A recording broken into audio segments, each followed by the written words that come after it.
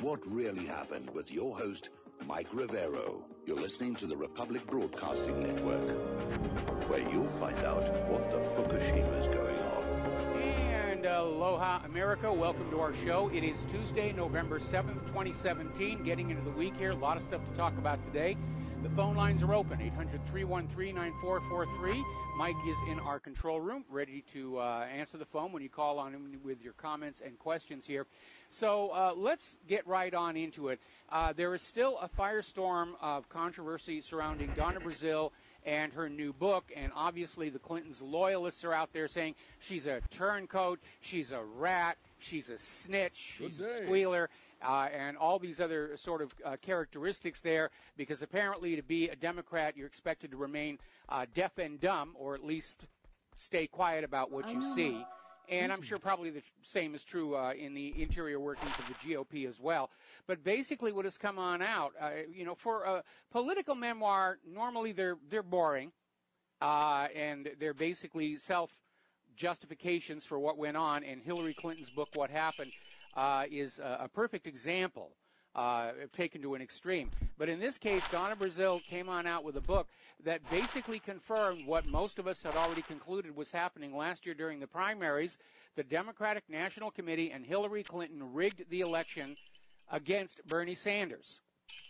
And this is not just an insult to all of the Bernie Sanders supporters. It's an insult to every American who thinks that they're a voter and thinks that their vote counts. And we just got it slapped into our face last year. No, that's not true. The candidates are chosen by the party machinery, and you're just supposed to go along and go through this little theater exercise of voting in the primaries, even though it had no effect whatsoever. And it's an insult to every single American. It tells us we don't have any democratic institutions left in this country. It's all party machine, just like the old Soviet Union. So basically it comes on out that the Democratic establishment succeeded in doing to Bernie Sanders, let's be honest, the GOP establishment tried to do to Donald Trump. Remember when Trump came on in, always the outsider, and the media was against him, and all of the other GOP candidates, they're united against him. They shoved him over to the end on the debates there and tried to keep him out. And it didn't really work because the American people are sick and tired of politics as usual in Washington, D.C. And now it's starting to come on out just how dramatically, just how desperately Hillary and the Democrats worked to steal that primary for her. Now, Donna Brazile's book, and by the way, I've already pre-ordered my copy. Can't wait to see it. And the book is really about how the Democrats in general succeeded in blowing the election and losing to Donald Trump. And the revelations about Hillary and the DNC are just a part of it. But she has a dedication in the front of the book, as most writers do, which includes Seth Rich.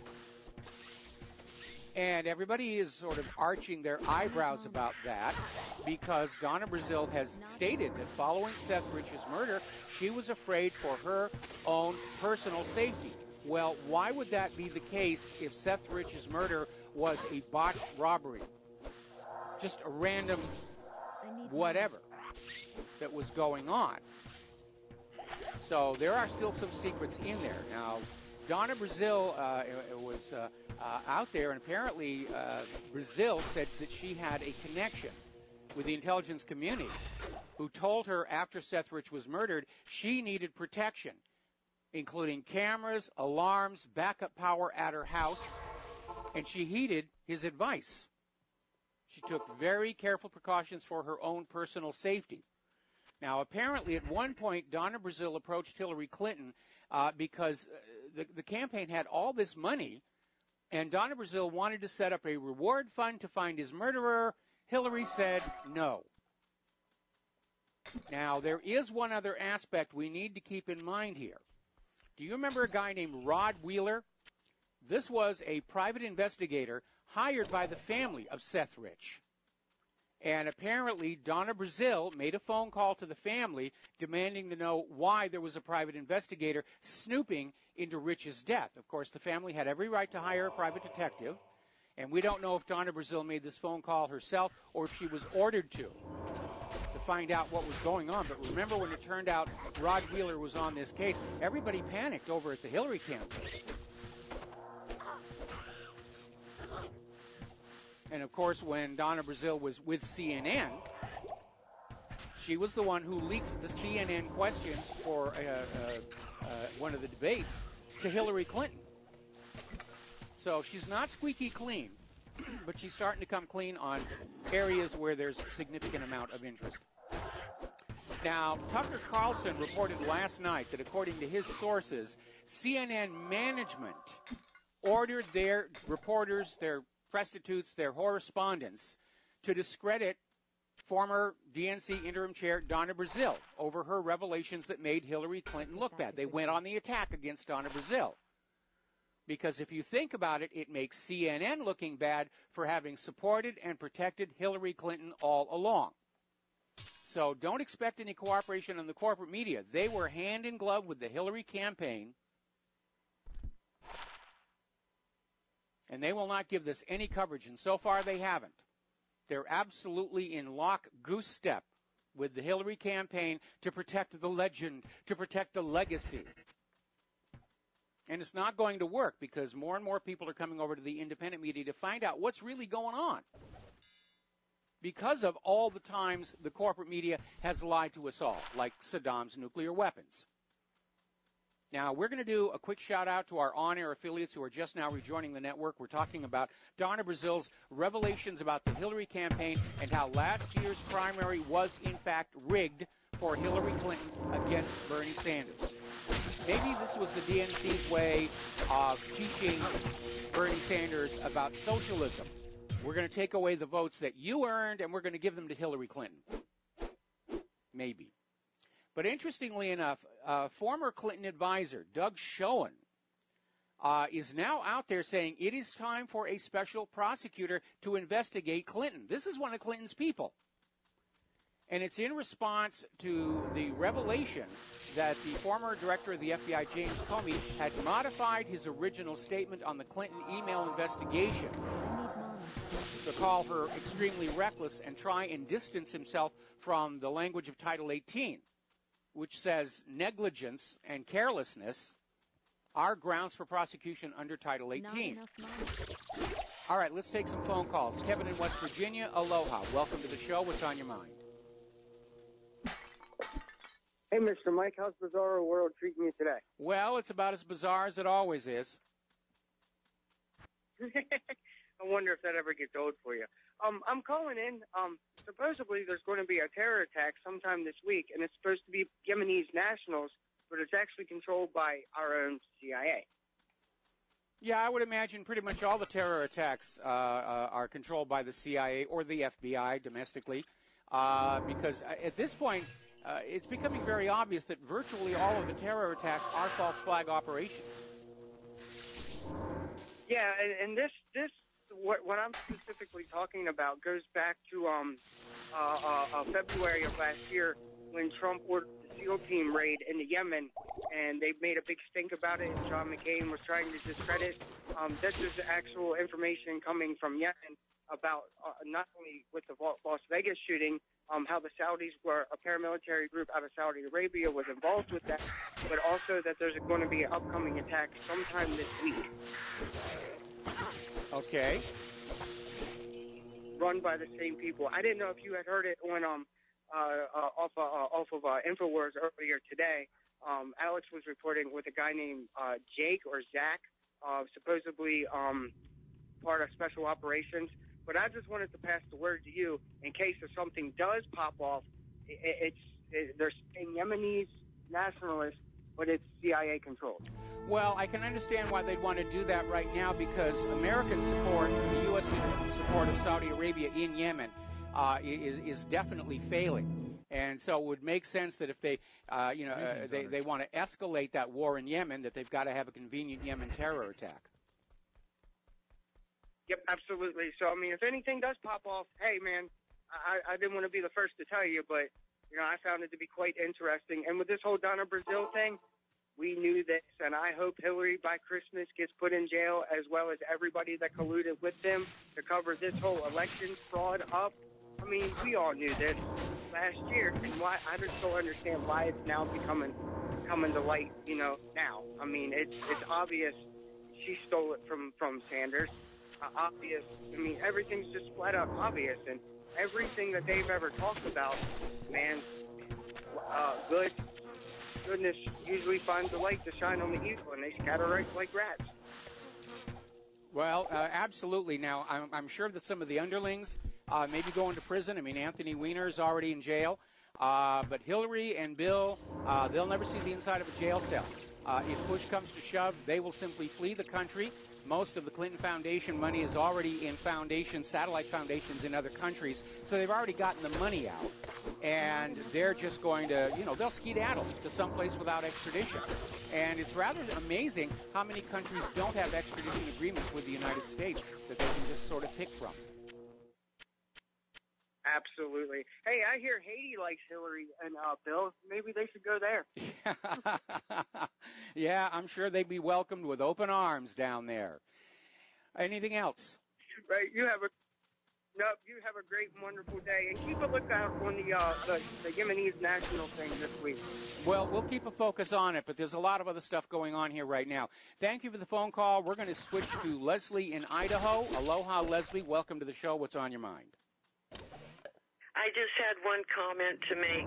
It was about Hillary's book, What Happened, and I was thinking that you need to write a book in rebuttal to hers and call it What Really Happened and list all of her crimes. Wouldn't that be clever? Well, that would be very clever, but of course, all of the writing I've done on that topic is already available for free on the website, so I doubt anybody would actually buy the book. I mean, I've been toying with the idea.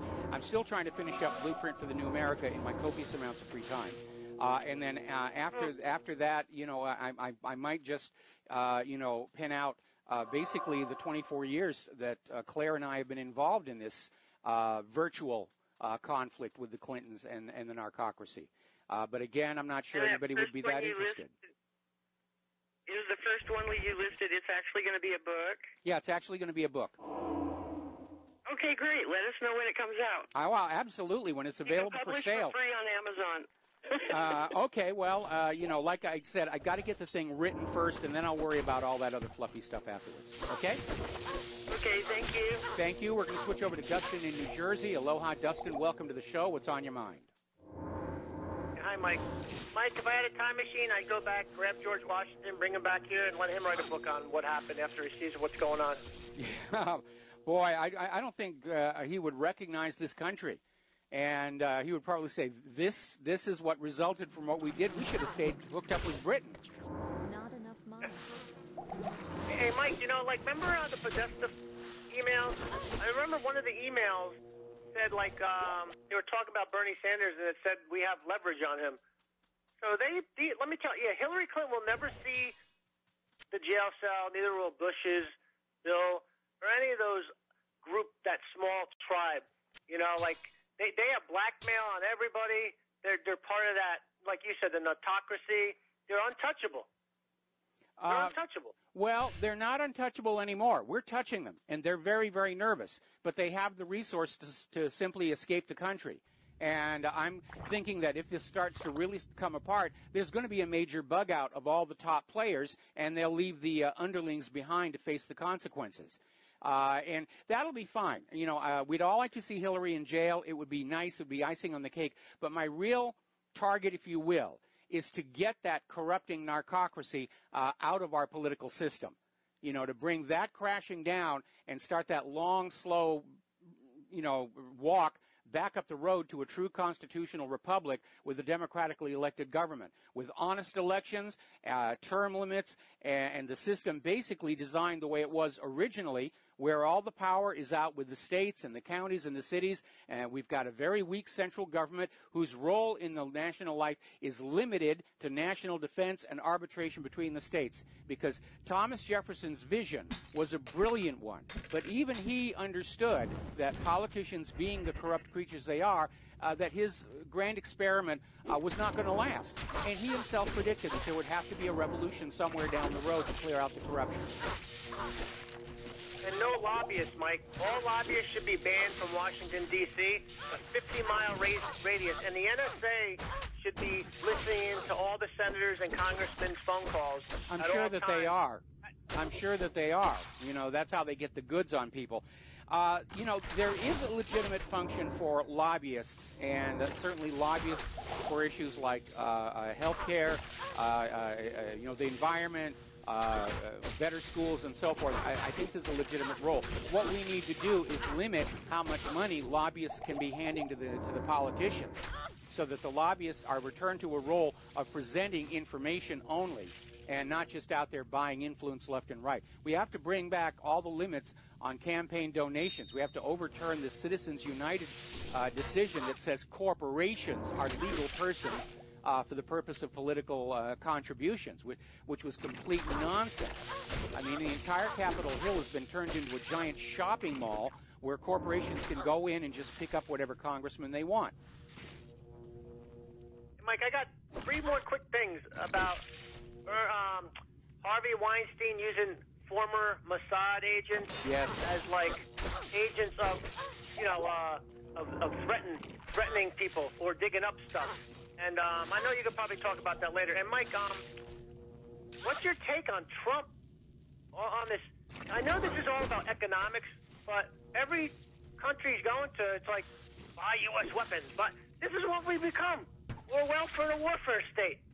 There's no infrastructure talk at all. Like, well, it's just selling weapons. Well, here's the problem. America's weapons have been exposed lately as being overpriced junk, and more countries are turning to Russia. I mean, look at the grief they gave Turkey for wanting to buy the S-400 missile instead of the more expensive and less reliable American missiles. I mean, that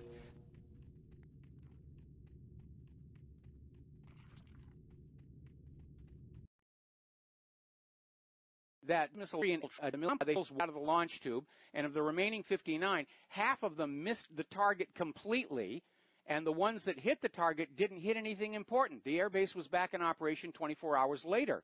Now, every government, every military on Earth was looking at that display and saying, okay, we got to find someplace else to buy our weapons. And Russia and China are out with these much less expensive, much more capable platforms. And people are saying, yeah, we need to go where we're going to get the biggest bang for our buck. And Mike, I just heard a report that I think it was Denmark, the Ministry of Defense, is questioning the F-35's like abilities. I just read that article today about the F-35 from them. And Mike, I was reading another article about the Saudi army is starting to loudly complain about what's going on in Saudi Arabia. So what can happen with the oil prices if something happens over there? If something happens to Saudi Arabia, I mean, the oil prices are already starting to go up. But, yeah, if there's a major upheaval in the Middle East of any kind, yeah, oil prices are going to go right through the roof, and we're all going to feel the pain at the gas pumps.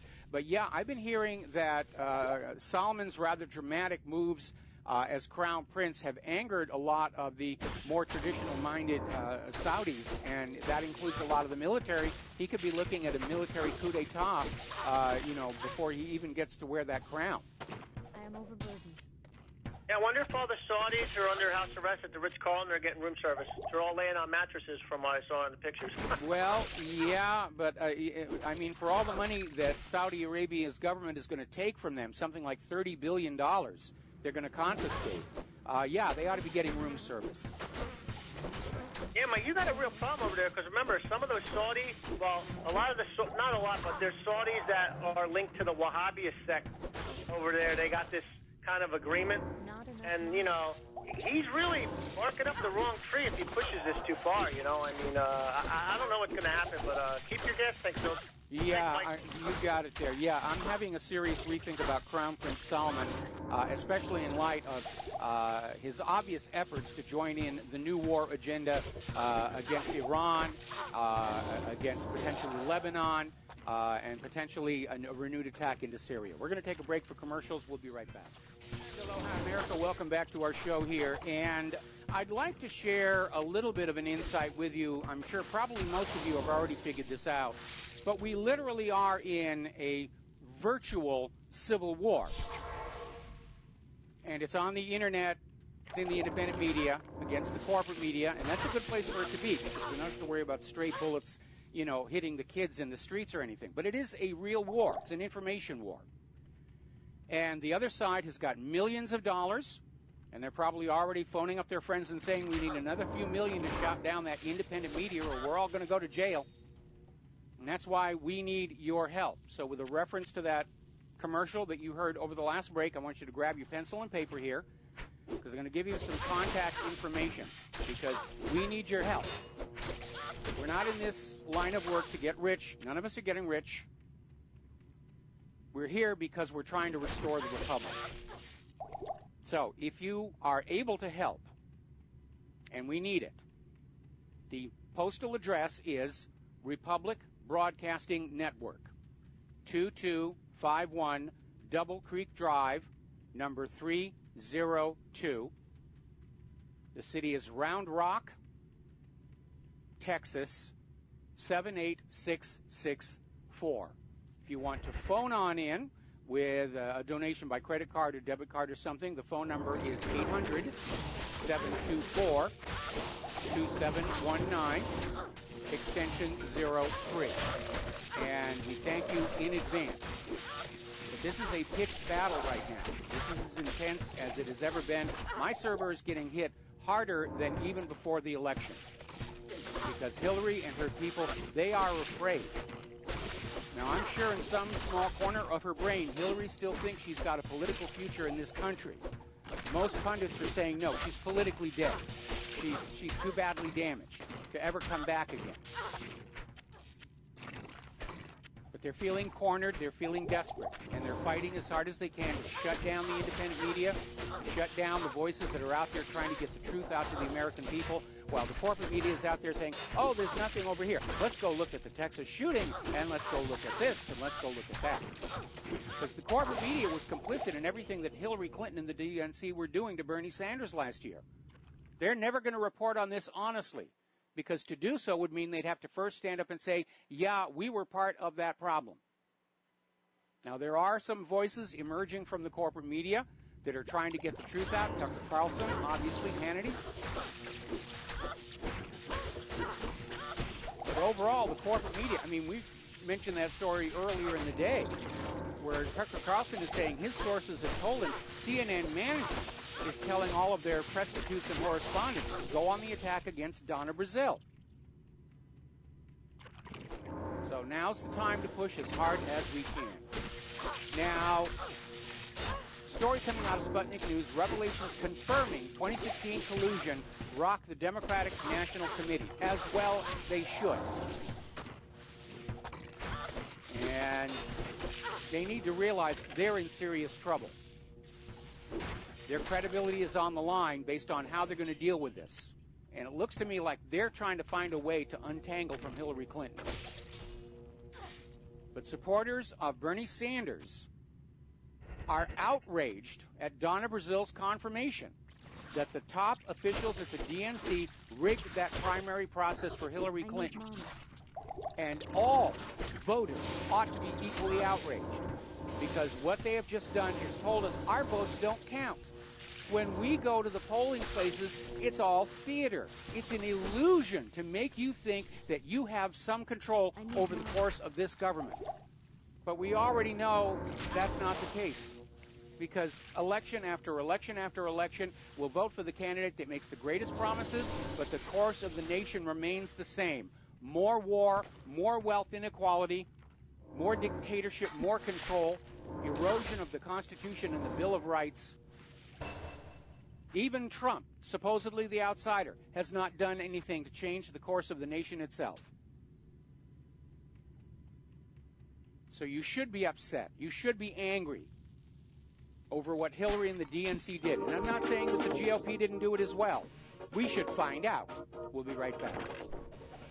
And aloha, America. Welcome back to our show. Now, more voices are starting to speak up about what happened last year. And we've got Donna Brazil and her book and a lot of other people coming on out. The latest one now is from Tulsi Gabbard.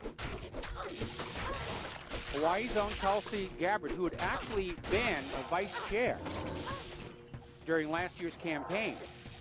she basically came on out and said the deep financial debt, closed-door decision-making, complete lack of transparency, and unethical practices are now front and center. And Tulsi is absolutely correct. At least as far as the independent media is concerned, this is front and center.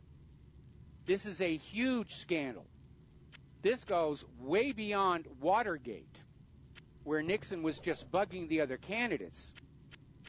We're talking about literally hijacking and suborning the entire Democratic Party to Hillary's ambitions.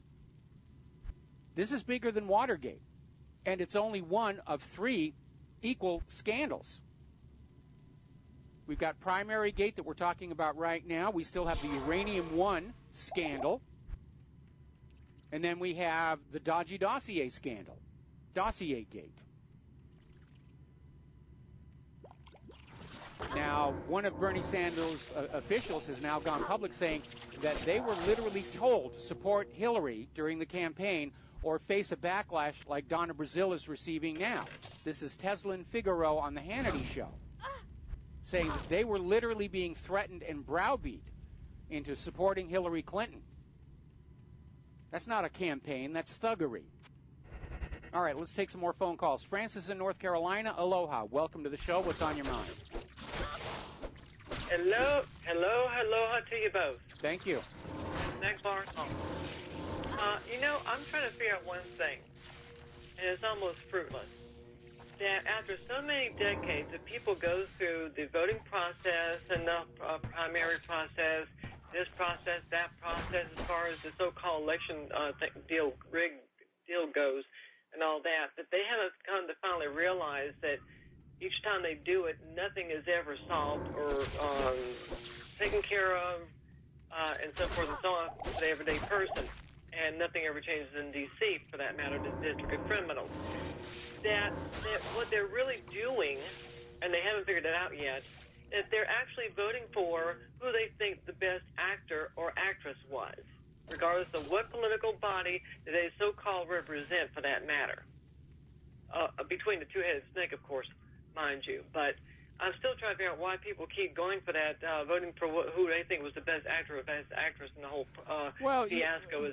We have been brainwashed since we were children in school, social studies, to think that we have honest elections and that we really have a say in how this country is being run. And those of us who are, let me finish. Those of us who are students of America's real politic understand that's not the case. But now, because of this revelation, this scandal last year, all Americans are now coming to understand their votes don't really matter. Not just the Democratic votes, but the GOP votes as well. And that means we're living in a dictatorship. Our elections are as phony and fraudulent as the ones they used to hold in the Soviet Union. Now, that's a horrible thought, Michael. Now, the question is, once people have finally figured that fiasco out, and that realization you just stated, which you did quite eloquently for that matter, better than I would have for that matter, the question is when are people going to stop to realize that, I wonder what would happen if I just stopped practicing the process of going and volunteering my time and energy to go and voting for the best of 2 actors or actresses, for that matter, and stop doing it all together. And then see what happens and bringing the whole process to a grinding, screeching halt. Then what would happen? Well, I would like to see that happen, but what I think is a better thing to happen, because if we stay home and don't vote, then the machine just goes on as it did before. They only need a handful of people to come on out. There's no quorum required for a presidential election. If only 3 people vote and 2 of them vote for Donald Trump's the president. So the machine keeps on going. What we really need is for every single American citizen, every single voter, to stand up right now and demand that Donald Trump's Commission on Election Integrity actually start addressing these issues. Because if we don't have honest elections, then it's time to basically, quit this system. Well, I got a quick question for you then. When you mentioned about the machine, can you define what the machine is that you were referring to? Well, machine is a generic term that is used to describe a political party that is basically operating on its own autonomously, a party machine. or somebody's machine, the Clinton machine. It's basically the network of enablers and supporters and assets that are trying to sway politics in a particular direction. So that's what we mean by the machine. We could also substitute the narcocracy in there because, as you point out, in the District of Criminals, they don't want anything to change. They have worked for decades to create a system that works for them. Endless wealth, amazing amounts of power, all kinds of perks. They can go on down to Jeff Epstein's island in the Caribbean, have a little jollies out there. Nobody's going to call them on that. And the American people completely controlled, mind controlled by the corporate media. That's what they wanted, and they worked for it, and they don't want to give that up. And that's why now that it's all starting to crumble, they're starting to panic over that. Well, that's true. However, mind you one thing, Michael. It's apparent that somebody needs to throw a monkey wrench into that machine, regardless of how many machines there are, and basically bring them to a screeching, grinding halt, period, and let it be done with, because it obviously does not work for the everyday person. It might work for the D.C. folks, but and the lobbyists and their cohorts and so forth ad nauseum, which is a cascade effect or domino effect, if you will, which cascades out to the rest of the world for that matter, unfortunately. But the everyday person, if they're finally waking up, then, hey, throw a monkey wrench into that machine and get rid of it, trash it, get it over with. Well, nothing is going to start throwing a monkey wrench into those political machines more than some of these people going to jail and turning state's evidence. I would wholeheartedly agree if they're ever arrested and actually hauled off to jail. If that were to happen, believe me, you'd see one tickled person that would be just tickled all over, tickled pink. It'd be like, I would throw a major party if that were to happen. I'd be so overjoyed. I'd be in tears. Oh, I've been saving up for the party, the victory party, when we finally succeed in cracking open that narcocracy to public view. And of course, at my age, it's not going to be a particularly wild party, ginger ale, pretzels, but I've lowered my expectations for the victory party as the years roll by. I'm going to keep that thought neutral because I'm not going to call a halt that too quickly on that. But, all right. Hey, it's called optimism. Have a great one. All Later. Right. Thanks an awful lot. We're going to switch over now to Brett from South Mississippi. I think it's Mississippi. Aloha, Brett. What's on your mind today? Hello, Michael Rivero. First of all, I just want to say, good afternoon, and you do a fantastic job with your radio show. Thank you. And you may remember me from a few years ago. We were Facebook friends and did some activism together, but maybe not. My question for you this afternoon is concerning Barbara Hartwell. I was trying to get in touch with her. Are you familiar with her? I've heard the name, but I don't have any contact information for her. I'm sorry. Okay, I did. Okay, I have some contact info. And then the reason I called, I'm having some trouble with the NSA. The DIA has been going on for about a decade now, and you're a very wise man, and I was hoping either you or her could help me. Harassment to the point when I try to call congressmen, phone calls are rerouted. When I call the FBI, they say there's nothing they can do about the threats and the harassment that are taking place to me. So maybe some of your listeners could help me, or you could. But I know she's a black ops survivor, and some of the things she's dealt with, she could help me with personally. If you somehow contact her, you might mention that on the air or something one day. But, I don't have any contact information for her, and I get a lot of emails from people who are saying they're having problems with their communications. And is it nefarious interference? It could be, but let's also recall that we're living in a nation that is in major decline right now. And I was talking with somebody earlier today just on the fact that ever since Microsoft bought Skype, Skype has become very unreliable. They were having major problems yesterday. I've had situations where we're not able to do interviews because Skype is just the system is breaking down. The technology, the infrastructure is breaking down. And it could be that your misrouting of the call when you call your congressman isn't nefarious, but it's simply either bad equipment, making bad connections, or improperly trained people who are working on it. So I tend to go for Occam's razor. The simplest explanation is the best. But I understand about harassment and stuff because a long time ago I used to get a lot of that. And my attitude was I'm going to ignore it. And eventually they got tired, and that was kind of the end of it. And I did report to the police and the FBI, and they did go after one of the people who was doing it. But, at the end, it's almost like it wasn't worth the waste of time to do so. But if you think Barbara Hartwell can help you, then you need to get in touch with her. I can't help you on that. I don't have any contact information. So thank you very much for the phone call. We're going to switch over to Mateus in Canada. Aloha, Mateus. Welcome to the show. What's on your mind? Hey, Michael. I agree with the last caller. You're funny, but you're funny, haha, not funny, cuckoo. Clarify that. Okay. I don't think anybody was assuming the wrong one. Hey, regarding the boy who cried wolf, the government has been responsible for so many false flag mass shootings that even if they didn't do the last church one, they're still going to get the blame for it. And that's the cost of doing false flags and lying about them all the time. And the main thing I wanted to mention is just wanted to comment on your story a few days ago about the geoengineering for proposing to spray sulfur in the atmosphere to combat global warming. Yes. I just wanted to comment on that I'm an expert on aerosol spraying for the purposes of affecting climate, and I just wanted to mention that it does not reduce global warming, because what it does is it will locally cool down a region. If it's high noon and you spray in a certain area, it can locally cool it down.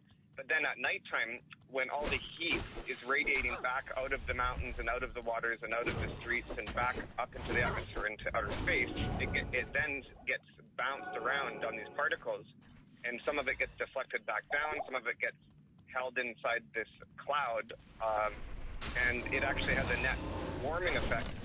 And especially when you're talking about the more common substance that is being proposed, which is aluminum oxide, which gives it that more traditional cloud color.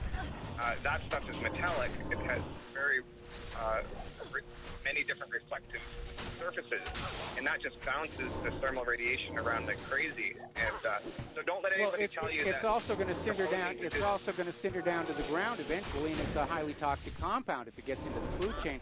But again, it was just a wild-eyed suggestion. They're still out there trying to push the global warming threat, the global warming danger, with all these stories about this could be a possible solution, but we're going to need to charge carbon taxes to pay for it all. And it's all a scam, just like all these green energy projects that came along following Al Gore and the global warming, the Solyndra debacle. Yeah, you're right. It takes about 2 years for the particles to come down. If they're dispersed at about 30,000 feet, it takes about 2 years on average to get to the ground. Okay, hang on. Let me just do one thing, and then I got to let you go. There's also the reality. There is no such thing as a 100% efficient transmitter, optical transmitter, or reflector. Perhaps I should use the terms refractor or reflector. There is no such thing as a 100% efficiency, and that means that whatever somebody is talking about putting up into the sky, it's going to be absorbing a certain amount of the radiation hitting it and converting it to, ta-da, heat. Yeah, so it's promoting global warming, not fighting it. That's the big lie. And the only reason they're admitting they're leaking this idea out now is because they're about to get caught, because public awareness is reaching critical mass where they're going to get in trouble. So they're trying to legalize it and pretend they haven't been doing it, but they've been doing it for a long time. I know we disagree on that point. We definitely disagree. And, thank you very much. All right, well, we're going to let you go here, and yes, we definitely do disagree on that. And you need to understand that in an effort to try and damage the credibility of the independent media, The government propagandists put out a lot of nonsense, and they feed it to gullible people who will turn around and say, oh, wow, this is just really incredible. And that includes the Apollo moon landings being faked, which has now been debunked because the Apollo landing sites have all been imaged by satellites from other countries, not all of whom are friendly with us. HARP, remember, HARP is going to change the atmosphere. No, it wasn't. It was an attempt to create a synthetic imaging radar that could bounce off the ionosphere, and it failed miserably, I might add. And of course, the whole chemtrail thing, or UFOs. They're trying to get people dragged off into these other areas so that you're not paying attention to what you need to be paying attention to, which are these political scandals that are affecting your life, and more importantly, could result in your children being sent off to another war of conquest. And that's what we should all be focused on. Now, getting on back to the scandals here, as you know, in addition to Primary Gate, there is Dossier Gate. And the revelation that the Hillary Clinton campaign and the DNC, which we now understand were operating as one and the same, paid $12 million for this dodgy dossier, which has been completely discredited. And now they're looking at the possibility that because the DNC Clinton campaign went through a law firm and had them hire Fusion GPS to hire Christopher Steele to come up with this piece of nonsense, that actually amounts to money laundering because the campaign records don't show the payments to Fusion GPS. And now they're trying to get the Fusion GPS banking records on the suspicion that Fusion GPS was paying reporters to run this story of the dossier to harm Donald Trump. Payola is what it's called. If you're as old as I am, you remember the big payola scandal where record companies were paying radio disc jockeys to play certain songs to boost sales. It was a big stink. This is more of the same thing. And meanwhile, of course, the major TV news networks are not talking about Dossier Gate at all, let alone its connections to the Clinton campaign. We'll be right back. Aloha, America. Welcome back to our show here today. And these are interesting times. Interesting, not necessarily meaning pleasant or pleasurable, but still interesting here. Trey Gowdy is out there doing what should be done. And now he is focusing on former FBI Director James Comey. He's calling him before the committee to basically talk about the decisions he made during the investigation into Hillary Clinton's private email server. And that is going to be a hearing worth watching, because how is Comey going to justify that he wrote the memo exonerating Hillary before the investigation was even underway? Now, everybody's saying, well, you know, it's all over and done with. No, it isn't. No charges were ever filed. Hillary Clinton did not get her day in court. There's no double jeopardy here. She can still be charged. They can have indictments handed down based on the information that Comey admitted the FBI had regarding these Title 18 felony violations. And now the revelation that he edited his original letter exonerating Hillary Clinton to try and sort of move the description of her activities away from the exact language used in Title 18 regarding reckless and careless handling of classified documents, tells us he did know that was an issue, that intent is not required by Title 18. And I've already heard Trey Gowdy challenge Comey on the fact that Title 18 does not require bad intent. So they're going to hold him to account on this. And that's going to dump the mess on Attorney General Jeff Sessions, who unfortunately keeps recusing himself. Every time somebody says, why aren't you I have to recuse myself. I must recuse myself from all of this. All right, well, if you're not going to do your job, step down, resign. Let somebody else come on in there who will do the job. Let's get Larry Klayman up there as Attorney General. Or let's get Trey Gowdy up there as Attorney General. We don't want more explanations and apologies. We want indictments. We want charges. We want court trials. We want convictions. And we want to see some of these people tarred, feathered, hanged, drawn, quartered, burned, and the ashes peed on by a rabid moose. Nothing less will serve. The sanctuary. And apparently Sessions is also being called before a congressional hearing yet again to explain why he's not doing anything. Hello. Now, right now, the corporate media, though, is showing no signs of repentance, no signs of changing their game, and the degree of desperation that they are showing to just somehow make Trump look bad hit a new low regarding this video of Trump feeding the koi at the Akasaka Palace in Tokyo, where Abe took Donald Trump to feed the koi. And what actually happened was that Abe and Trump were using spoons into these little boxes full of fish food to throw the food out there. Now, when we come back from station identification, I'm going to tell you what CNN did with this and how underhanded they really are. We'll be right back. Welcome back to our show, hour number 2. The phone lines are open, 800-313-9443, and we're talking about this latest desperate attempt by CNN to make Donald Trump look bad. And it is so picky and trivial, you wonder why they bothered, but they did. So, again with the backstory, Abe took Trump over to the Akasaka Palace in Tokyo, where they have a koi pond. Koi is a fish. In fact, the little goldfish you get at the store, those are baby koi. And so they went to feed the koi, and you get a little box of food, and you get a little spoon, and you just put a little of the food into the water, and you watch the fish do what the fish are going to do. No problem.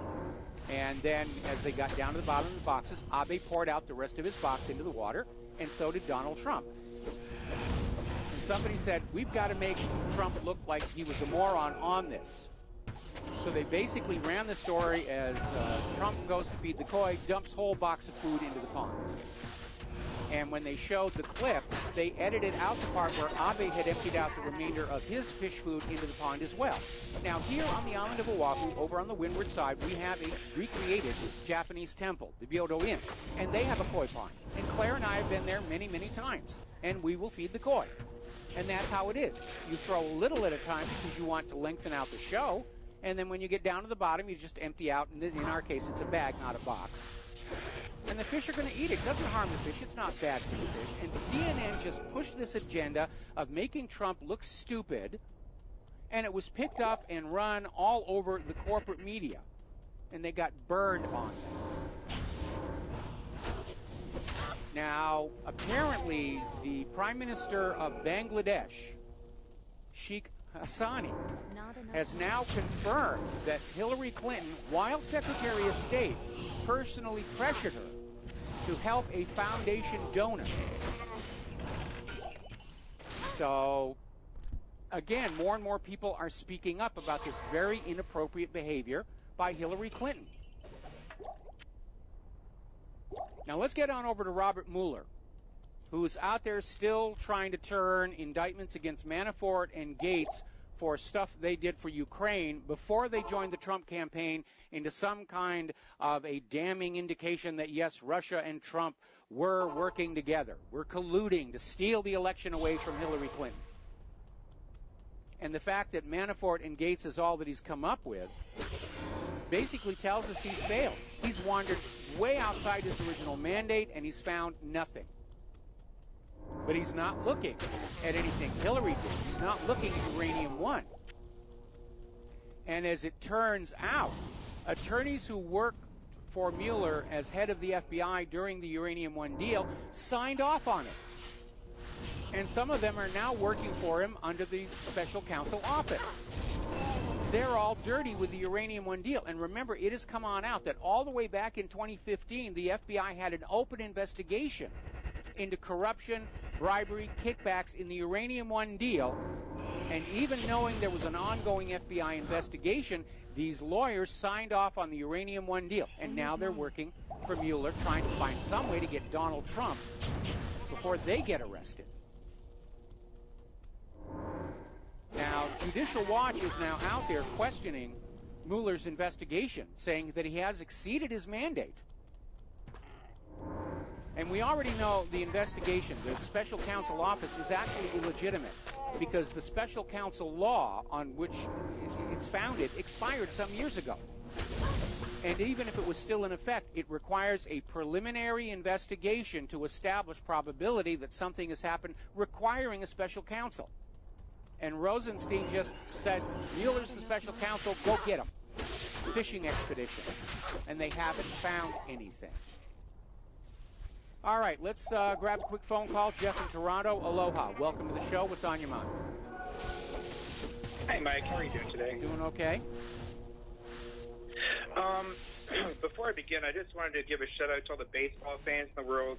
Roy Halladay died in a plane crash today.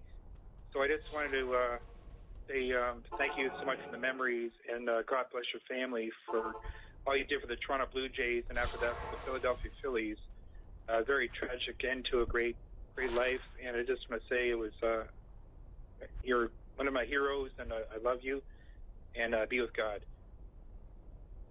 So he used to be the pitcher for the Toronto Blue Jays. I don't know if you're aware of this. Yeah, actually, I got the headline. I got the headline from the Boston Globe newspaper feed. But for anybody who's a baseball fan, it's sad when anybody dies. However it happens. Of course, you know what's going to happen. They're going to be people on Twitter saying, "What information did he have on Hillary Clinton?" Well, maybe he did. I was going to talk about some free trade issues that President Trump was probably going to be discussing in the Asia-Pacific region there, but I was listening to your comments earlier, and you're quite right. I mean, about Donna Brazil, and she's trying to walk back her comments about the things that she already wrote in her book, and she's actually crossing herself over and saying, she's trying to walk back the comments that she already put into print. So it seems a bit silly, and the whole Democratic Party is totally imploding. So I guess if I was a Republican, I'm more of a libertarian street kind of person, so it's all great for me. And I did support President Trump all the way. And I would support you on what you said there earlier about how they were making President Trump look really silly. I think they did that to President Carter in his early days, too. Yes. Somebody they didn't particularly care for very much, who was a bit of an outsider, and they try to wreck your image or whatever. And I just had a question for you. Hillary Clinton is basically in the death throes, not only of her political career, but I think she's actually, she may actually go to prison. And there's so much out there. I was watching Hannity the other day, and and the Tucker there, and they're all saying that it's so ubiquitous, all this information now. I mean, President Trump, I think when he gets back from Asia, he's going to have to for some special counsels or investigators to go after the Clintons right now, because it's very obvious to the American people right now that the official machinery of the government is totally focused against Donald Trump, and they're giving Hillary and the problem about are we going to have to, every time I call, I make these comparisons to what happened to President Nixon. He was firing people, but he did that because he was actually fraudulently participating in these acts. DNC and all these people just a get out of jail free card. And we've been seeing that going all the way back to when Comey basically allowed Hillary to walk on the email scandal and the Title 18 violations, and the American people are saying, what the heck is going on here? And so I think Donald Trump is a little bit worried about if I fire this prosecutor, it's going to be like Archibald Cox or something like that back in the 70s when that happened. And I think he's trying to avoid that. But I think that I would agree on that one. But what Trump can do is this is supposed to be a government of laws, not of powerful individuals. And coupled together with the revelation that last year's primary elections on the Democratic side and possibly the GOP side were being rigged, and meaning our votes don't matter, we're all disenfranchised now. And that ought to make people very, very angry, because if the government isn't playing by the rules, if they're not keeping to that contract, the Constitution, then we're under no obligation to do anything this government tells us to do. I usually listen to conservative-minded podcasts, and there is one kind of liberal slanted one, or one in particular called the Jimmy Dore Show. Yes. And for liberals, he's actually quite an honest person. I don't agree with much of his politics, of course, Jimmy Dore, but he's actually quite funny, and he's actually quite honest about how he brings it up, about how Bernie got ripped off and all that. And I think everyone with half a brain knew that Bernie had the nomination taken right out from under his feet, because all you had to do was look at the stadiums that he was filling, and Hillary Clinton couldn't even fill up a bicycle a store, high school basketball court there, and no one really was supporting him. And they're still counting the votes ostensibly in California, and the whole thing is so corrupt. And so when the president was going around calling her crooked Hillary, I mean, obviously there's a lot of truth to that. Oh yeah. So, and it's not just crooked, but I mean that this is just like, I was listening to Hannity last night, and I think he's right. This is just the tip of the iceberg. Like there's going to be like a watershed, just like floodgates coming down pretty soon. Oh, listen, I can give you the roadmap going all the way back to Arkansas in the 1980s. I can give you the roadmap of all the things the Clintons have been up to, because the Clintons and Claire and I have been decisively engaged, ever since I got blacklisted out of Hollywood over the Vince Foster affair. Well, people were very, very afraid of Hillary Clinton for good reason, because, look, as you mentioned before, many other podcasts that you've done about what happened to Vince Foster and other people who may have said the wrong words. And apparently, like, Donna Brazil's got security cameras and all that, and she's in fear. Like, people know that she is like that character in House of Cards, Kevin Spacey character, where something just bad can happen if you say something wrong to people in power. But because Hillary's career, she's basically the biggest loser in political politics. They're pretty confident that she's not going to come back again, at least politically speaking. They feel more confident about speaking out against her. And so but I'm sure the reason why she's backing her words back now is because she's being threatened again, because these Clinton people she may have woken up this morning with a horse's head in her bed, for all we know. Well, that's exactly right.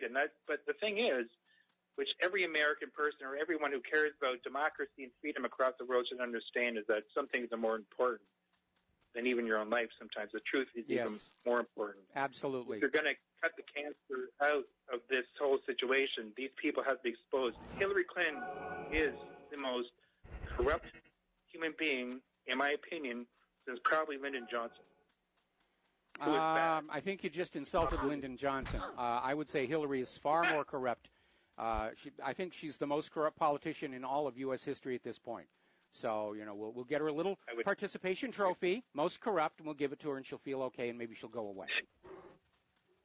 Okay? We'll see what other people have confidence in coming out against her, but it's just great to see that finally we're seeing some movement here on the truth.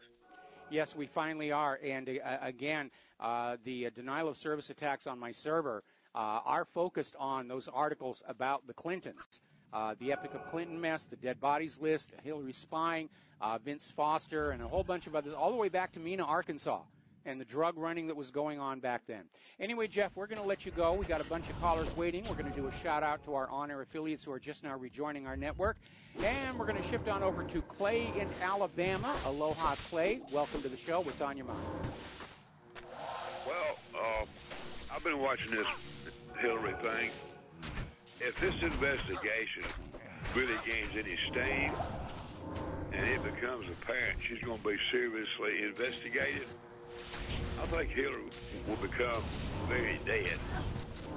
That's what I think is going to happen. Well, if this is a serious investigation. I don't think so, because I'm sure that Hillary has what are called dead man switches set up, where all of the information needed to destroy major careers is waiting in a remote location in trusted hands to be handed out to the press if something bad happens. People who play at that level of politics have dead man switches. Vince Foster had a dead man switch too, but his mistake was he kept his in his White House office safe, where the Clintons could get at it. And as a matter of fact, the Secret Service. I remember that. I remember the Secret Service and Washington D.C. police just stood by and let her raid his office. I remember that. Yep. But I tell you, I wouldn't get on an airplane with her. Now, it would just be too dangerous. Well, maybe, maybe not. I think the most likely outcome is that if it looks like Hillary's really going to come under investigation and could be convicted, the Clintons will just bug out. All of the key players are going to bug out. They're going to go someplace without extradition, and they'll leave behind their underlings, to be made example of. well, or underlings realize all that, but they realize she has no problem, no scruples about throwing them to the wolves. No, in fact, I think Hillary's people right now are encouraging all this stuff about Hollywood's sex scandals and pedophilia to try and distract away from what's going on with Russiagate and Dossiergate and Primarygate. And I can imagine a lot of those liberals in Hollywood right now are starting to realize that Hillary is throwing them under the bus and destroying careers like Kevin Spacey's, to save herself. And that's a hard lesson to learn when you think you're buddy-buddy with somebody who's politically powerful and you realize that you're just another one of their chips for the game. Well, I think in the final analysis, Bill and Hillary just chips in the game for some very high-powered people that you never see on TV or read about or hear about. I think they're pretty high up. That's why they've been untouchable all this time. They've got the goods. They can even blackmail the CIA over that gun and drug running thing in Arkansas. Well, when you get on the bad side of the CIA, your life insurance rates will go up astronomically. Yeah. Well, my experience with the CIA was very brief, and frankly, I wasn't all that impressed with them during that brief interaction here. Clay, we're going to let you go, and we're going to switch over to Sherry in Fredericksburg. Aloha, Sherry. Welcome to the show. What's on your mind? Thank you, Mike. Yeah, if I had come up with something I feel is good news, I like to call. Okay. Now, CNN messed up big time, and that's good news. Also, I knew what Dossiergate was about, but the word dossier intrigued me. I did find time to look it up after I talked to you the last time, and it's very similar to a book, a bound collection of documents that refer to a particular subject or person or whatever it's about with a label on it. That's like a book.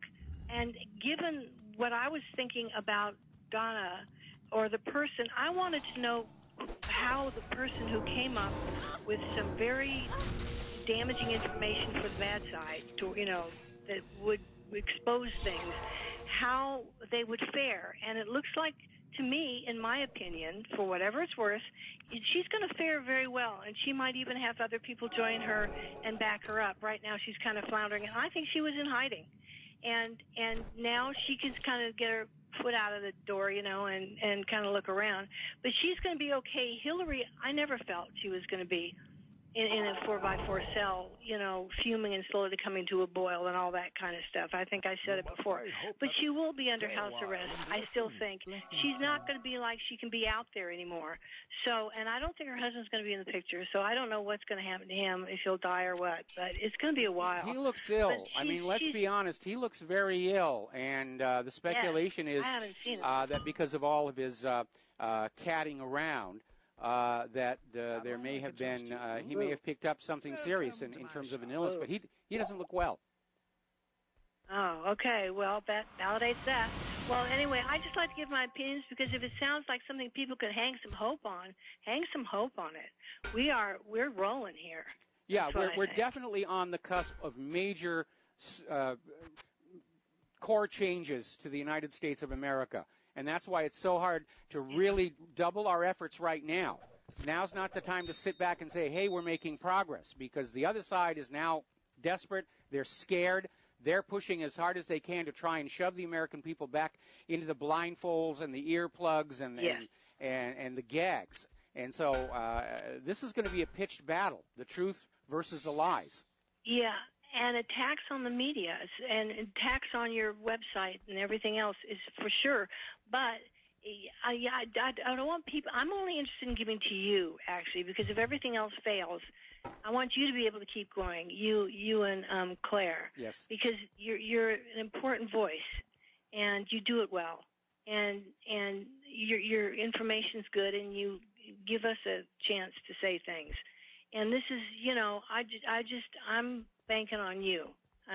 With all due respect to RBN, I think you can correct me on that if you want to, but I just want to make sure people don't forget you and Claire. Because I don't want you going back to me, or anything.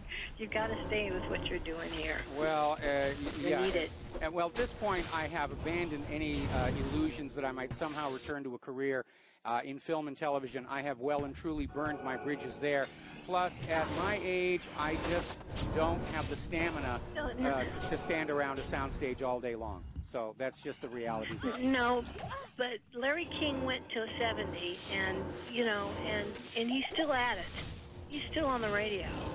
So, there's that, forget age. I'd pack it in. Well, no, I get to sit down here. Yeah. I didn't get to do that on the set of Lost. I never got my own chair. I know how it is to be on a set. Okay, Sherry, got to let you go. Sherry, got to let you go. Got to take a break for commercials. We'll be right back. And aloha, welcome back to our show. And yet another scandal is starting to surface from the Obama/Hillary administration. This is coming out of Judicial Watch, which has acquired internal Department of Justice documents that show there was a little bit of a scam being run.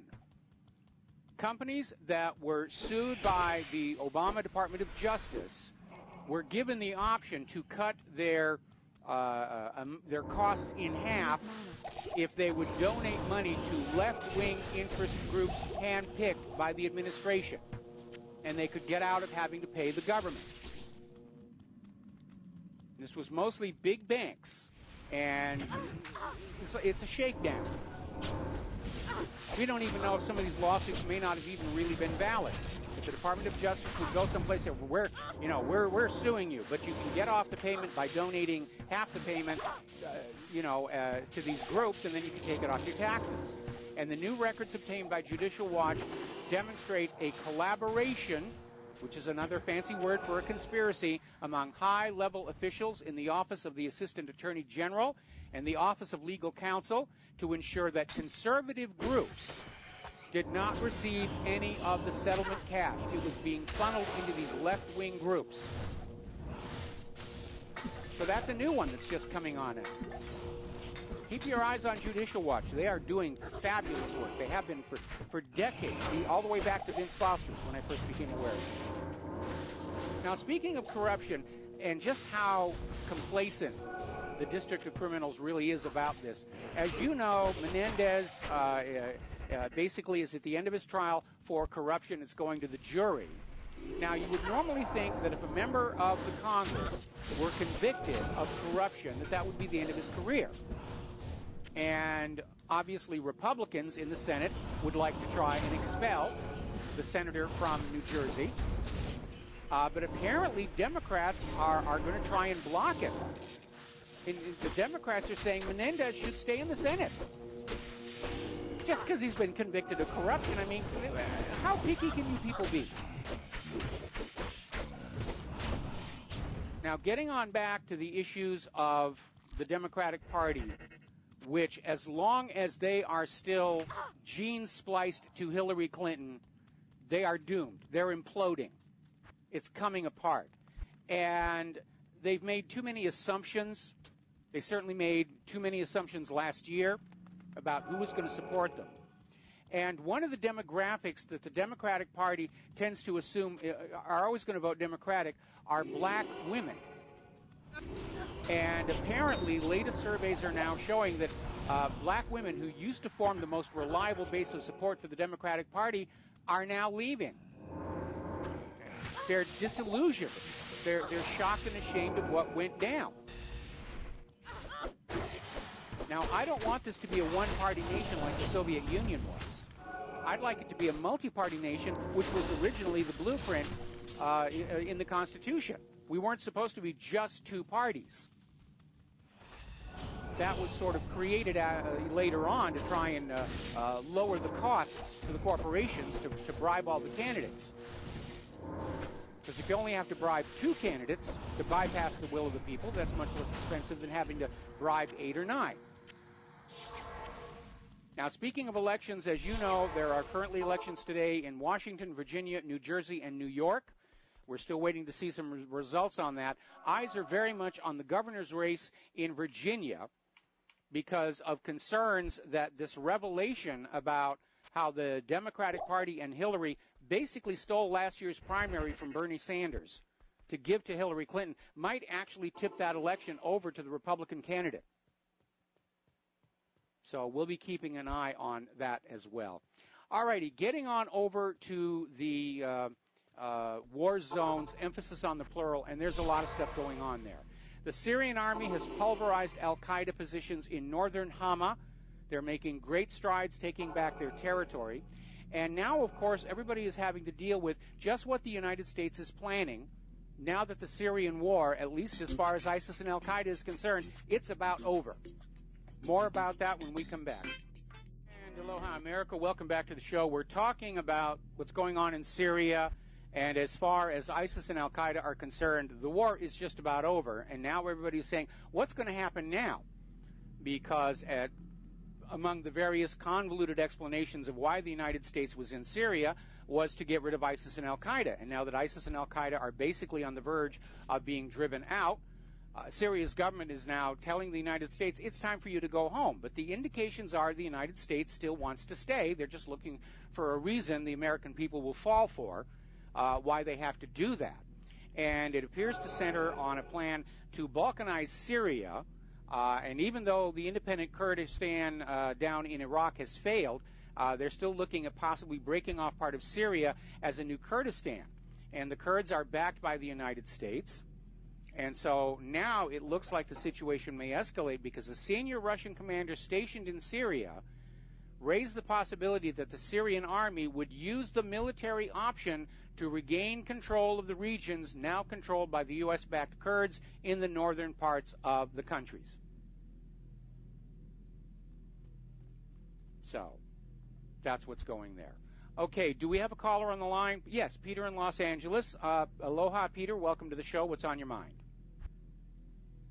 Yeah, hi, Michael. Listen, I'm calling actually about the topic you just finished, and I'm sorry the timing is a little wrong, but about the Obama Justice Department shaking down companies to give to leftist causes. Yes. And this actually came out a couple of months ago, actually, and one of the things that he was shaking down about and where this money was flowing to, among others, were Antifa and Black Lives Matter. I remember that. And Obama was creating and has been creating, spent all that time shaking people down to create his own army, which he has used in the last year against Trump nationwide and in conjunction with George Soros. But that was funded as well by Obama. Well, it looks like they probably wasted a few million of those dollars, last Saturday with that Antifa civil war that went nowhere. Well, it does, but, for a whole year, nothing has gotten done, and Trump has been on the defensive, and all these spacious charges have been leveled against him, and all this, false revolution has been going on in cities all over the country. People have gotten hurt. This is Obama behind this, really. Well, Obama definitely helped set up the funding mechanism, but I think ultimately it's Soros who's behind it. And we know, again, the leaders of Antifa actually went to the G20 to meet with leaders of ISIS and al-Qaeda. So this is definitely a global attempt to try and wreck nations and make them more open to the idea of joining a global coalition. But it's not going to happen. I mean, the pushback against the European Union is already building. There are people that are seriously saying that the EU is not going to survive much longer. And so Soros, can just throw all of his money into this. It doesn't look like it's going to work. We don't want to be part of a single planetary population. We like having our own local community, our own local culture, our own local history. And, I mean, if everything's blurred together into the same shade of gray, that certainly will be the end of tourism. There isn't going to be any point traveling anyplace else on Earth because it's going to be the same fast food restaurants and convenience stores that you see everywhere else. Well, Mike, I read all the stuff that was out there about the Black Lives Matter and Antifa meeting with ISIS and Al-Qaeda and all that at the G20. I keep thinking to myself, what the hell are they doing at the G20, and why would that have happened? But nevertheless, there is a definite connection between Obama and Soros to these guys. And again, Obama has gone from being one of the worst presidents to the worst ex-president ever in 1 year. Yes. Fomenting all this trouble and all that. And the guy is scum and should be, if Hillary's under the prison, Obama should be right there with her. I agree for a variety of reasons here, but I'm going to remain focused on Hillary for at least the immediate future. And but again, ultimately, at some point, somebody needs to do something about Soros. And apparently, Hungary is now looking at an investigation and possible criminal charges against him for a lot of what's been going on. Well, I can understand why Obama would not go after Soros. Soros helped fund. He was the biggest fundraiser or a donor to Hillary and all that. And obviously their goals are the same. And Soros is probably pulling Obama's strings as well. But I don't understand why Trump does not invoke the Patriot Act and just draw a line through Soros's name and say, this guy is funding terrorists, and under the Patriot Act, I'm going to make this creep disappear. Yeah. Yeah. It's like I said, Soros reminds me of one of the characters in the Michael Caine movie, The $1 Billion Brain. And it was sort of like the final installment in what was called the Ipcris File franchise. And it was about this very rich billionaire who wanted to bring about war between the United States and Russia just all by himself. And I think the billionaire in the movie was played by Ed Begley. And Soros just reminds me of him. Just this idea that having billions of dollars gives you the right to play with the planet any way you want. Mike, a couple months ago, maybe even a year ago, I remember you saying and making the best allusion, and Soros is like a James Bond villain. Yes, absolutely. Multinational guy sitting in his room like Dr. Evil, Absolutely. All right, well, listen, Peter, thank you very much. We're going to let you go here and switch over to Lenny in Los Angeles. Aloha, Lenny. Welcome to the show. What's on your mind? I was calling about the Middle East and Hariri resignation, but I just want to peel back on Peter and to, bring in what you were saying is that every politician that's of the so-called Western capitalistic world is run by the same George Soros, who's run by the same Rothschild family. He doesn't even have the money that he claims to have. He knows that they're printing the money and giving it to him, and he's giving it to them and telling them what to do with it. Obama's not in charge of nothing, just like Hillary ain't in charge of nothing. All right? But evil is what evil does. But I want to get to Hariri and his resignation, his forced resignation, and you're having to rethink his intentions. I knew something was up, Mike, when he flew here to meet with Donald Trump, right when it looked like the ISIS was going to get the crap kicked out of him in Syria. Okay, and then Solomon flew and met with Israel back in September. I knew the game was afoot then. Okay, because they will not give up. They never give up. They always have a backup plan. Evil always has a backup plan. It cannot accept defeat by nature because by nature is inherently evil.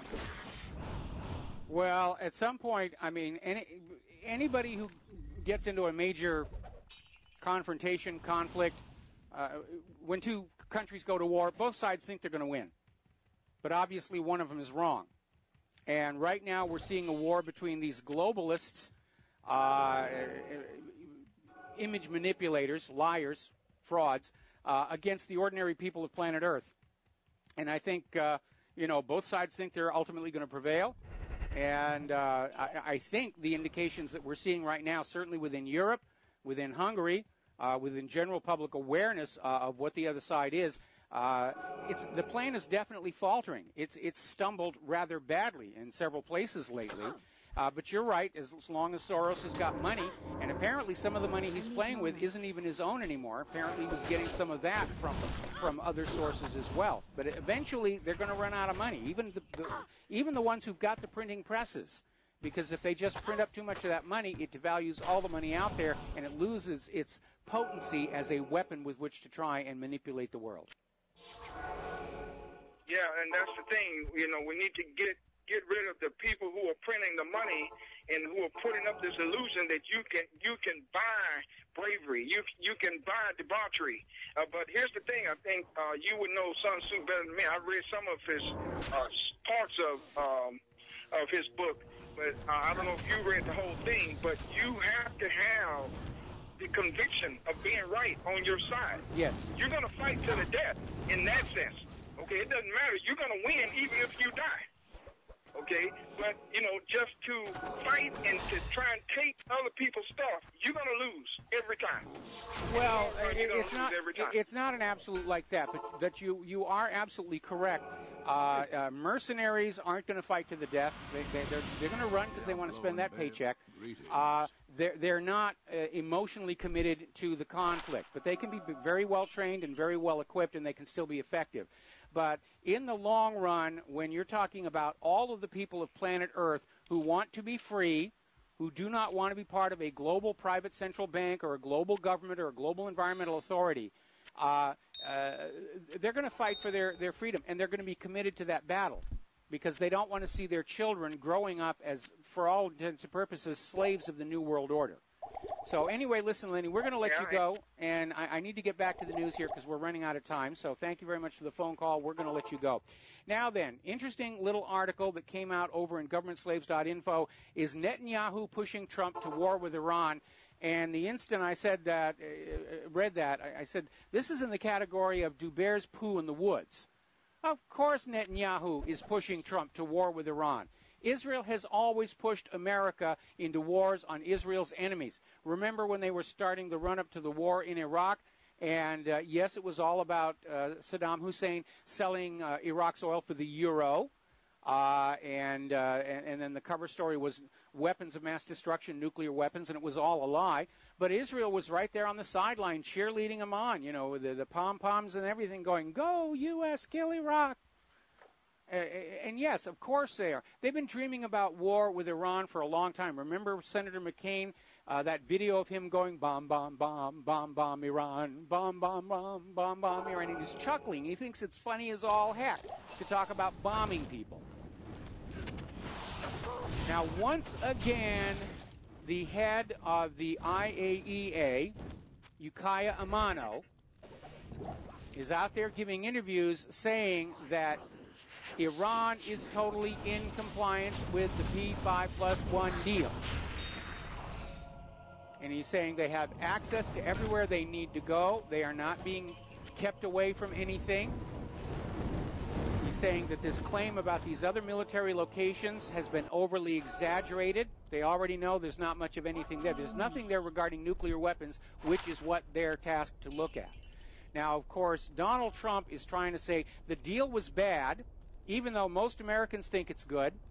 The time has come to certainly the other signators to the P5+1, they think it's just fine.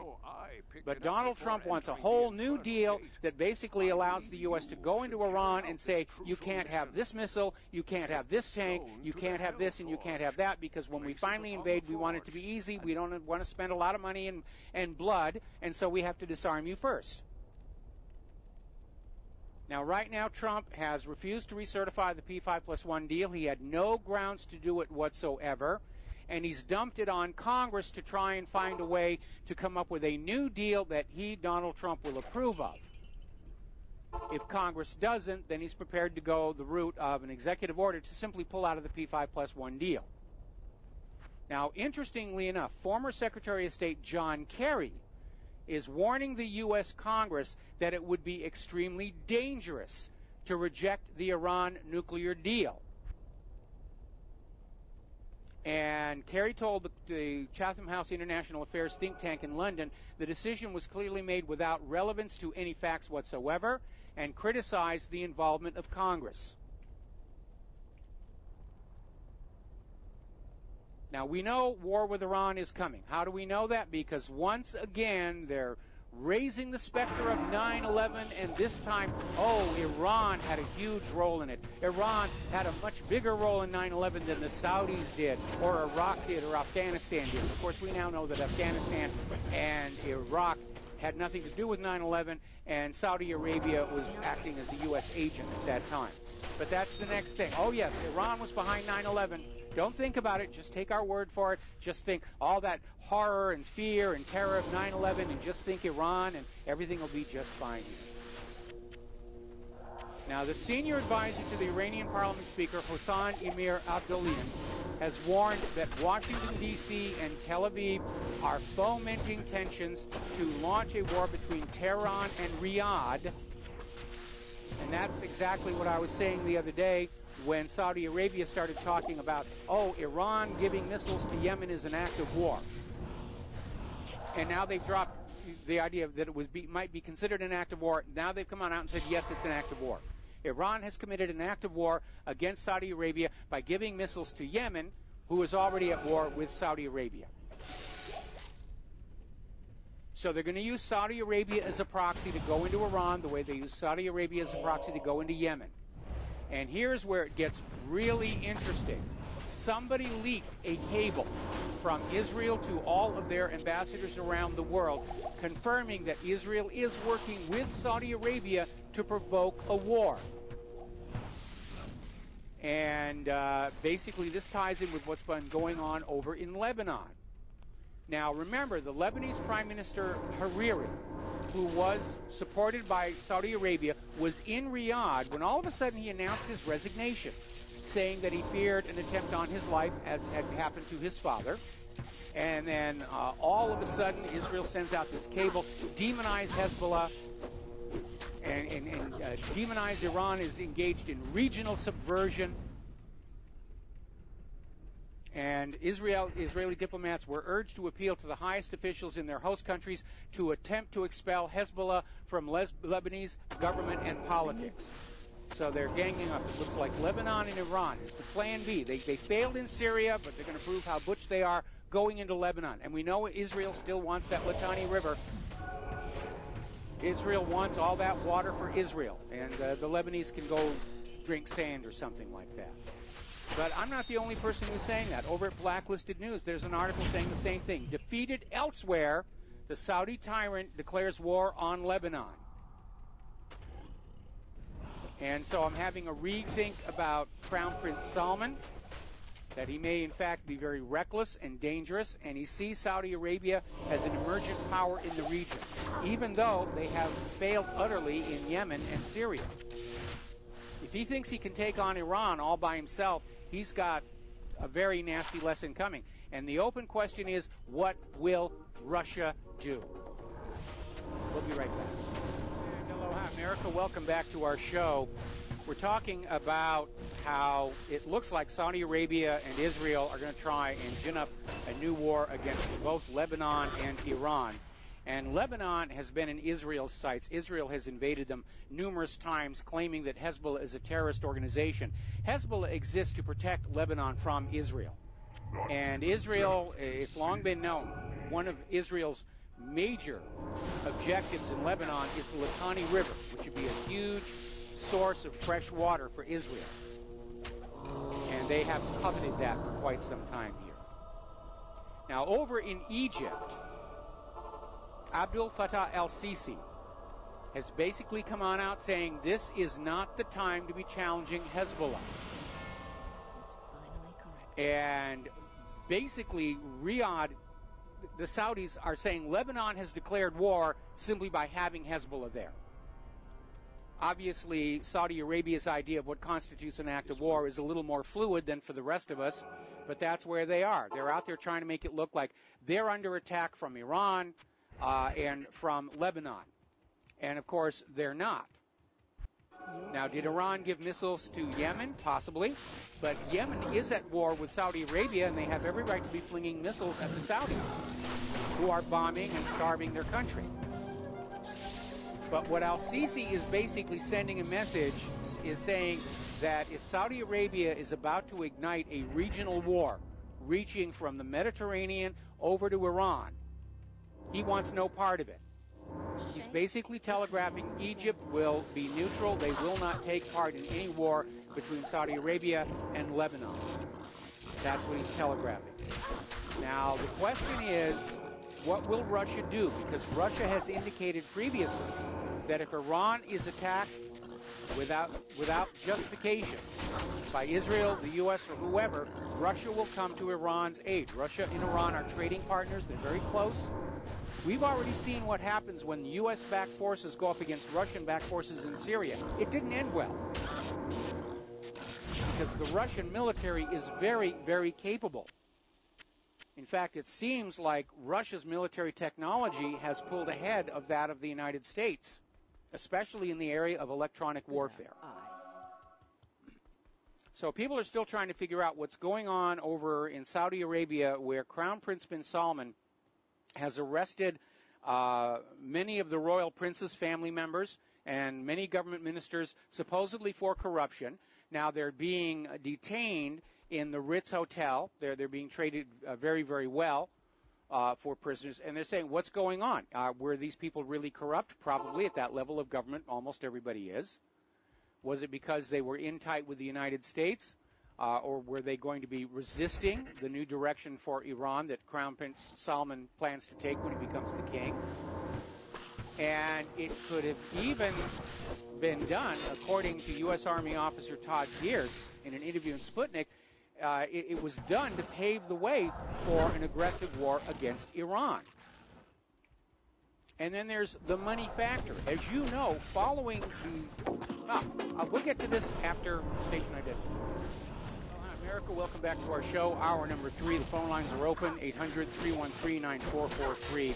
We're talking about what's going on in Saudi Arabia, where it's starting to play like an HBO miniseries on political darkness, like Game of Thrones. For the other channels, Versailles, gorgeous. And it's really getting dark over there, and they're trying to figure out what is really going on with the arrest of all these princes and ministers, supposedly for corruption. Consolidation of power, yes. Clearing opposition to a potential war with Iran, possibly. And then there's the money aspect. As you know, following that rather poorly thought out attempt to harm Russia in the oil price war, Saudi Arabia's economy got hit very, very hard. They actually started to issue government bonds to keep going because of that. And so now they're not as flush with money as once they were. Well, under Saudi law, if you are convicted of certain crimes, including corruption, the state acquires all of your wealth. And we're talking about $33 billion with a B dollars from some of these people who've been arrested. And that's a very Soviet thing to do. I mean, back in the days of Stalin, remember, you probably heard the phrase, you know, this person was liquidated or that person was liquidated. They even used it in the Wizard of Oz in reference to the Wicked Witch of the West. But it actually began with a Soviet government operation, if you will, that would basically assassinate very wealthy people and confiscate their wealth, liquidate their assets. So that may be going on here as well. Now, we talked the other day about how a lot of these people who've been arrested were linked to Hillary and the Clinton Foundation, and now, according to this article in Blacklisted News, apparently many of them were tied in with the Podesta group as well. So once again, the focus comes back to that Podesta lobbying group, and as you know, John Podesta was Hillary Clinton's campaign manager, the one she beat up the night she lost. His brother, Tony Podesta, has now stepped down as more questions are raised about just what the Podesta group has been doing. Does it go beyond merely lobbying to being an international fixer? Now, over at fortruss.com, they're looking at Hariri's resignation, and they're seeing it as a sign that the Saudis and U.S. and Israel are pursuing a Plan B, which may be to go into Lebanon, go into Iran, try and encircle Syria, starve it into submission. But Turkey's a wild card right now. It's kind of hard to know what's going on. There's another article that came out over in Tasman News saying that Hariri resigned because he failed to carry out Saudi directions. Basically Saudi's seditious plots in Lebanon. That's what he was assigned to do. Riyadh was backing him, and he failed. And there's even another article that came out of Fars News saying that Hariri is actually under detention in Saudi Arabia because he phoned in his resignation from Saudi Arabia. Nobody's seen him since, and Fars News is saying that he's actually under detention by the Saudis. that's definitely a dramatic turn of events. Meanwhile, the Saudi State Minister for Arabian Gulf Affairs is out there making war talk, saying, we will use all power to confront the party of Satan. So they're already calling down the religious imprimatur on everything they're doing. They even did it with the arrests of the princes and the ministers, saying it's the duty of every devout Muslim to fight corruption. And yes, that is in the Quran, but they're trying to basically sell the idea that what they're doing is holy and religious and blessed and so forth and so on. Meanwhile, we reported earlier in the week, actually yesterday, that Saudi Arabia has totally blockaded all of Yemen, all of their seaports, all of their airports, all of the land borders. And the United Nations today is saying that Saudi Arabia's decision to shut down all these access points is preventing the United Nations, and for that matter, anybody else, from sending humanitarian aid to the war-torn country. So here we have Saudi Arabia imposing a starvation regime on the people of Yemen. And we're not talking about combatants. We're talking about ordinary people who are not part of the war, who just want to live their lives and be left alone. They are being starved into submission by Saudi Arabia, acting on behalf of the United States government. Now, here's an interesting article. This came out of the Real News. And it's talking about how several members of Congress have introduced legislation to invoke the War Powers Act with an aim to shut down U.S. support for Saudi Arabia's war in Yemen, and accepting that the resolution will not pass because the vast majority of people in Congress like war. Well, let's give them all rifles and ship them to the front line, and that might change their opinion about how much fun war is real quick. Now, we're going to do a quick little shout-out to our on-air affiliates who are just now rejoining our network. Steve Bannon is out there saying the Middle East is on a knife edge in the last 48 to 72 hours. He's certainly right about that. But then he goes on to say that President Trump and the United States of America have had enough of it, and we're just not going to tolerate anymore this financing, the exporting of radical Islamic terror into Western Europe and the United States. Well, Bannon seems to be unaware that the radical Islamic terror is blowback from endless U.S. meddling in all those Middle Eastern countries. Nobody gets up one morning and just says, oh, there's nothing on TV. I think I'll become a terrorist today. There's nothing better to do. People are made into terrorists by going about their business in their homes, down at the marketplace, getting food for dinner, and all of a sudden there's a blinding flash, and people they've known their entire lives, grown up with, been friends with, are lying in bloody shreds at their feet, and the shrapnel is stamped, made in the USA. That's what makes a terrorist. And Bannon needs to remember that. Because it is this endless meddling in other countries that has brought the world to the edge of World War III. And yeah, I can understand members of Congress think it's fun. They're probably heavily invested in defense contractors, and it's not like they or any of their families are going to be in any danger. Now, over in Israel, in East Jerusalem, which according to the United Nations is supposed to be Palestinian territory, Israel has made the decision to construct 300 new settler units in East Jerusalem. Just totally unconcerned with world opinion or the United Nations. Now, over in North Korea, commercial satellite imagery of the Pyongyang nuclear test site is showing significant movement of equipment, mining carts, material, and netting within the area of the West Portal. This is a yet unused test tunnel complex, and it hasn't been active for the last several months. But over at the North Portal, where they've been doing all the nuclear testing, and they had that recent cave-in, apparently a lot of that material has now been pulled off and moved around to the West Portal. So it looks like North Korea did anticipate having to have a second underground nuclear test facility. It's the same mountain, which is still risky to be pounding on that with nuclear bombs.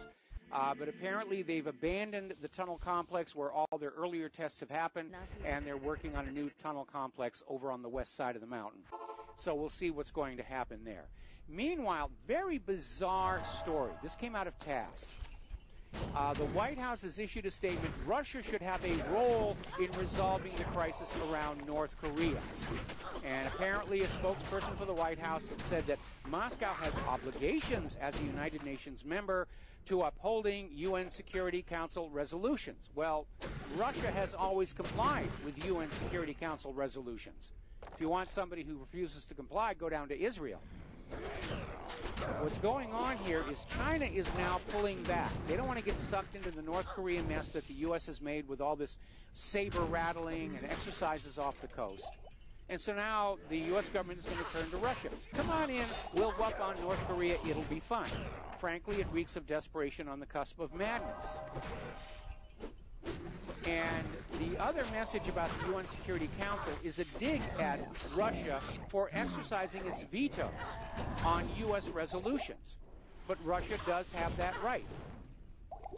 And now the U.S. is starting to understand how the rest of the world feels when the U.S. will veto any Security Council resolution regarding Israel. But they're trying to convince Russia to just go along with us in North Korea, and everything will be hunky-dory. But I don't think Russia sees it that way. Certainly, China doesn't see it that way. Now, here's an interesting article that came out in USA Today, and the headline is very alarming. South Koreans say war with North Korea, a life or death matter. But if you actually read the article, it says the opposite. And they're talking about this South Korean gentleman, Woo, who runs a survivalist website, and he's a consultant with local governments on how to prepare for disasters. And he's 44 years old, and he says he's trying to help prepare people for war, but he says most South Koreans aren't taking North Korea's threats seriously. Hello again, Outlander. Now we have another indication of why I don't think the United States can prevail in a conventional war against a military peer like Russia or China. And this time, it's not the weapon systems, it's the personnel. And if you have not heard about it, you will now. This is called the Fat Leonard corruption scandal. And apparently, it involves a Singapore-based maritime tycoon, Leonard Glenn Francis, who's nicknamed Fat Leonard. That's where they got that.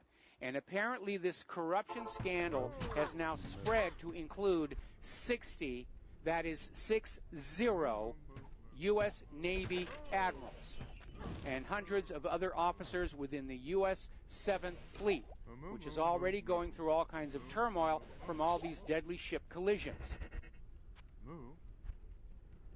So the Navy has confirmed it's been reviewing the conduct of 440 active duty and retired personnel for possible violations of military law or federal ethics rules in their dealing with Fat Leonard.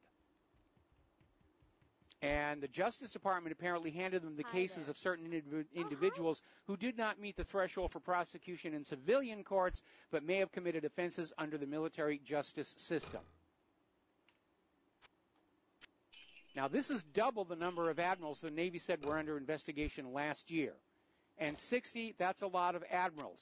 There are only 210 admirals presently on active duty in the U.S. Navy. So it's looking to me like the U.S. 7th Fleet is in serious, serious trouble. Their admirals are all corrupt, so are their officers. They're all, doing what they're doing. They've ignored training, which is why you had these warships, like the John S. McCain, that were being handed to crews who were not properly trained in the rules of maritime right-of-way, resulting in these collisions.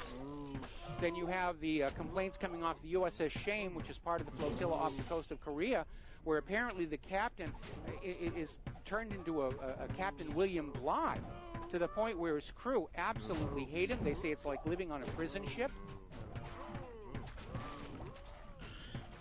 Boy, the Navy isn't what it used to be.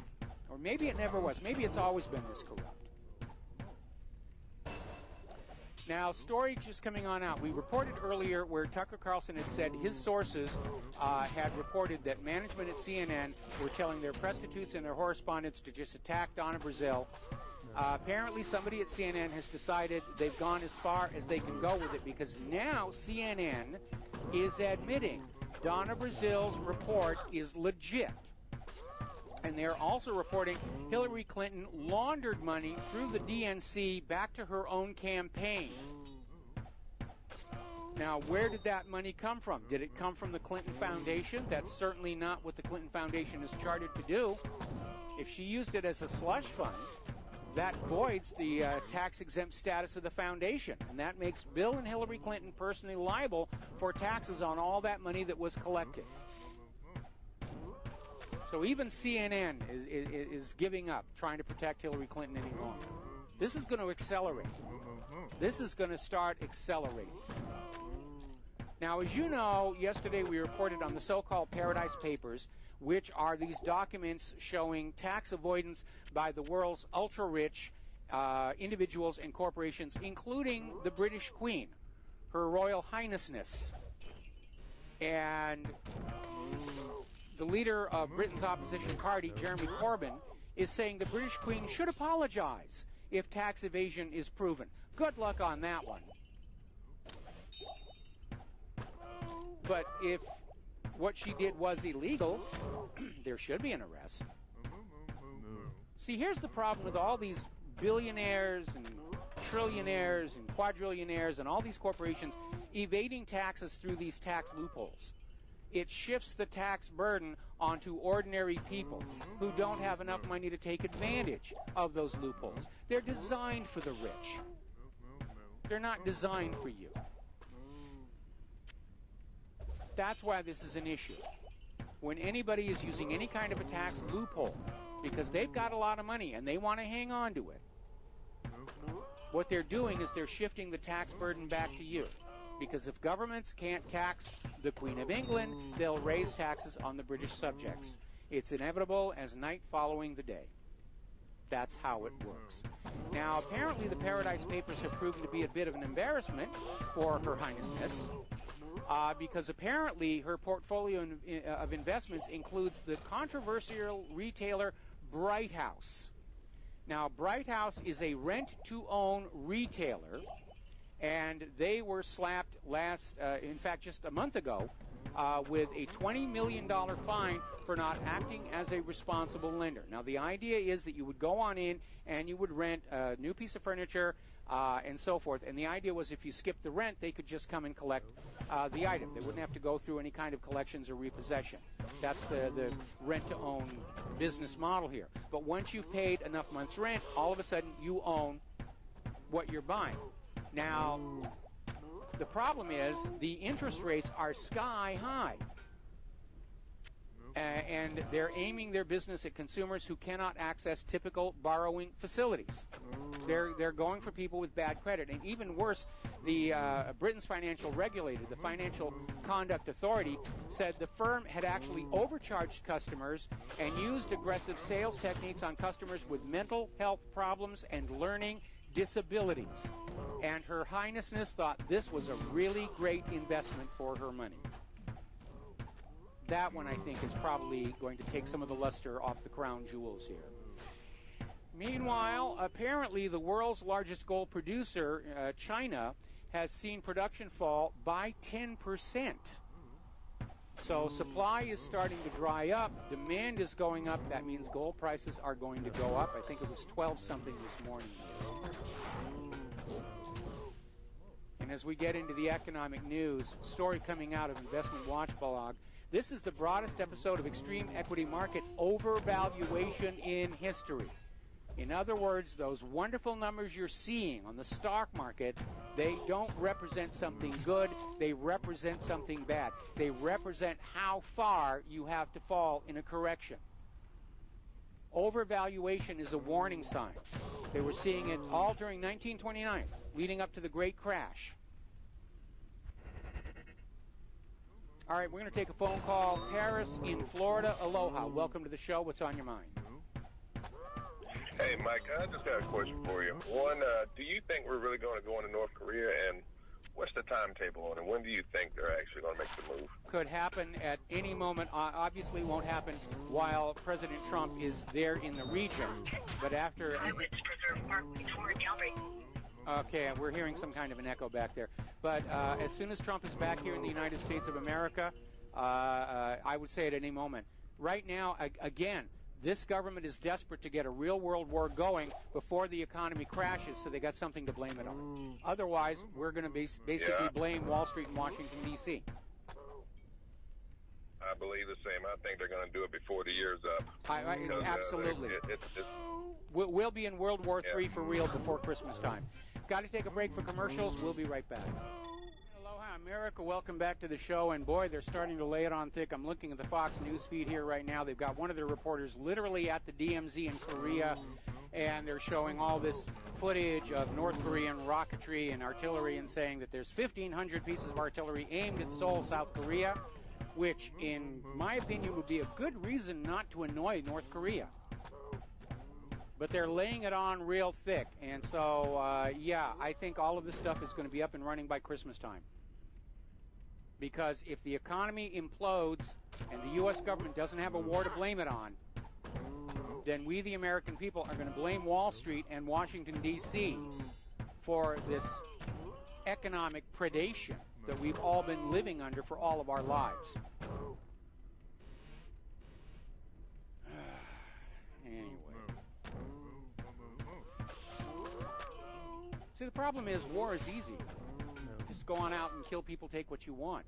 Actually finding something that works for everybody, that's hard. Powerful people, I guess they get lazy. They just say, let's just go to war. We got too many people anyway. Put them in uniforms, give them guns, send them over there. But again, the issue is, how far has North Korea gotten with a deployable nuclear weapon? Originally, they were talking about a decap strike. They were going to take out Kim Jong-un and the nuclear bomb facilities and the missile facilities all at once. Now the Pentagon is admitting that was ridiculous. They don't know where they all are. They can't. By now, Kim Jong-un has dispersed the bombs and missile components all over North Korea. And now they're talking about ground invasion in North Korea. And the butcher's bill is going to be enormous on both sides. I mean, if you look how bad it was during the start of the Korean War, this is basically the same war. They just took a very long pause, and now it looks like they're ramping